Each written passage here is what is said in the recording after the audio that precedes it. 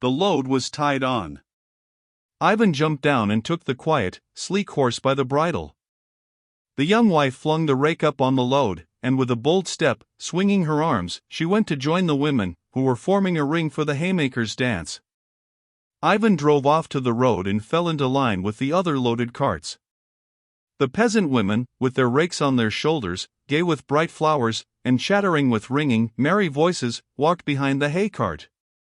One wild untrained female voice broke into a song, and sang it alone through a verse, and then the same verse was taken up and repeated by 100 strong healthy voices, of all sorts, coarse and fine, singing in unison. The women, all singing, began to come close to Levin, and he felt as though a storm were swooping down upon him with a thunder of merriment. The storm swooped down, enveloped him and the haycock on which he was lying, and the other haycocks, and the wagon loads, and the whole meadow and distant fields all seemed to be shaking and singing to the measures of this wild merry song with its shouts and whistles and clapping. Levin felt envious of this health and mirthfulness. He longed to take part in the expression of this joy of life. But he could do nothing, and had to lie and look on and listen. When the peasants, with their singing, had vanished out of sight and hearing, a weary feeling of despondency at his own isolation, his physical inactivity, his alienation from this world, came over Levin.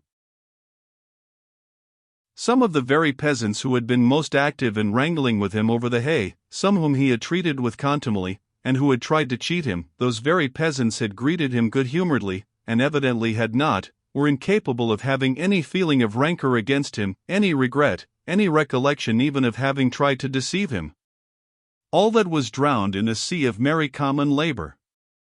God gave the day, God gave the strength. And the day and the strength were consecrated to labor, and that labor was its own reward. For whom the labor? What would be its fruits? These were idle considerations, beside the point. Often Levin had admired this life, often he had a sense of envy of the men who led this life, but today for the first time, especially under the influence of what he had seen in the attitude of Ivan Parmenov to his young wife, the idea presented itself definitely to his mind that it was in his power to exchange the dreary, artificial, idle, and individualistic life he was leading for this laborious, pure, and socially delightful life. The old man who had been sitting beside him had long ago gone home. The people had all separated. Those who lived near had gone home, while those who came from far were gathered into a group for supper, and to spend the night in the meadow. Levin, unobserved by the peasants, still lay on the haycock, and still looked on and listened and mused. The peasants who remained for the night in the meadow scarcely slept all the short summer night. At first there was the sound of merry talk and laughing all together over the supper, then singing again and laughter. All the long day of toil had left no trace in them but lightness of heart. Before the early dawn all was hushed. Nothing was to be heard but the night sounds of the frogs that never ceased in the marsh, and the horses snorting in the mist that rose over the meadow before the morning. Rousing himself, Levin got up from the haycock, and looking at the stars, he saw that the night was over. Well, what am I going to do? How am I to set about it? He said to himself, trying to express to himself all the thoughts and feelings he had passed through in that brief night. All the thoughts and feelings he had passed through fell into three separate trains of thought. One was the renunciation of his old life, of his utterly useless education. This renunciation gave him satisfaction, and was easy and simple. Another series of thoughts and mental images related to the life he longed to live now. The simplicity, the purity, the sanity of this life he felt clearly, and he was convinced he would find in it the content, the peace, and the dignity, of the lack of which he was so miserably conscious. But a third series of ideas turned upon the question how to effect this transition from the old life to the new. And there nothing took clear shape for him. Have a wife? Have work and the necessity of work? Leave Pokrovsko? Buy land? Become a member of a peasant community? Marry a peasant girl? How am I to set about it? He asked himself again, and could not find an answer. I haven't slept all night, though, and I can't think it out clearly, he said to himself. I'll work it out later. One thing's certain, this night has decided my fate. All my old dreams of home life were absurd, not the real thing, he told himself. It's all ever so much simpler and better. How beautiful, he thought, looking at the strange, as it were, mother-of-pearl shell of white fleecy cloudlets resting right over his head in the middle of the sky. How exquisite it all is in this exquisite night. And when was there time for that cloud shell to form? Just now I looked at the sky, and there was nothing in it, only two white streaks. Yes, and so imperceptibly too my views of life changed. He went out of the meadow and walked along the high road towards the village.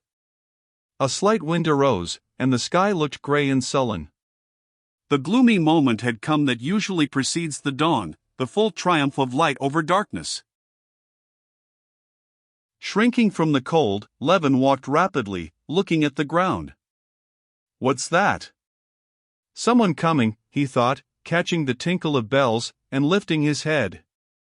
40 paces from him a carriage with 4 horses harnessed abreast was driving towards him along the grassy road on which he was walking. The shaft horses were tilted against the shafts by the ruts, but the dexterous driver sitting on the box held the shaft over the ruts, so that the wheels ran on the smooth part of the road.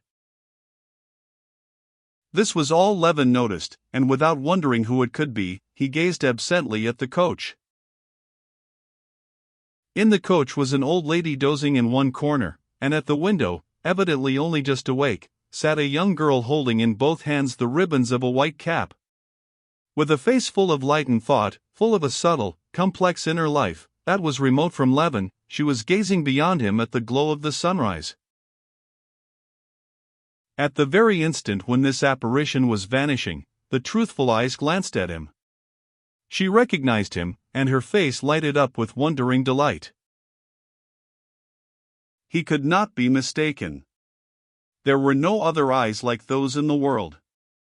There was only one creature in the world that could concentrate for him all the brightness and meaning of life. It was she. It was Kitty. He understood that she was driving to Ergoshovo from the railway station. And everything that had been stirring Levin during that sleepless night, all the resolutions he had made, all vanished at once. He recalled with horror his dreams of marrying a peasant girl. There only, in the carriage that had crossed over to the other side of the road, and was rapidly disappearing, there only could he find the solution of the riddle of his life, which had weighed so agonizingly upon him of late. She did not look out again. The sound of the carriage springs was no longer audible, the bells could scarcely be heard. The barking of dogs showed the carriage had reached the village, and all that was left was the empty fields all round, the village in front, and he himself isolated and apart from it all, wandering lonely along the deserted highroad. He glanced at the sky, expecting to find there the cloud shell he had been admiring and taking as the symbol of the ideas and feelings of that night. There was nothing in the sky in the least like a shell. There, in the remote heights above, a mysterious change had been accomplished. There was no trace of shell, and there was stretched over fully half the sky an even cover of tiny and ever tinier cloudlets. The sky had grown blue and bright, and with the same softness, but with the same remoteness, it met his questioning gaze. No, he said to himself, however good that life of simplicity and toil may be, I cannot go back to it. I love her.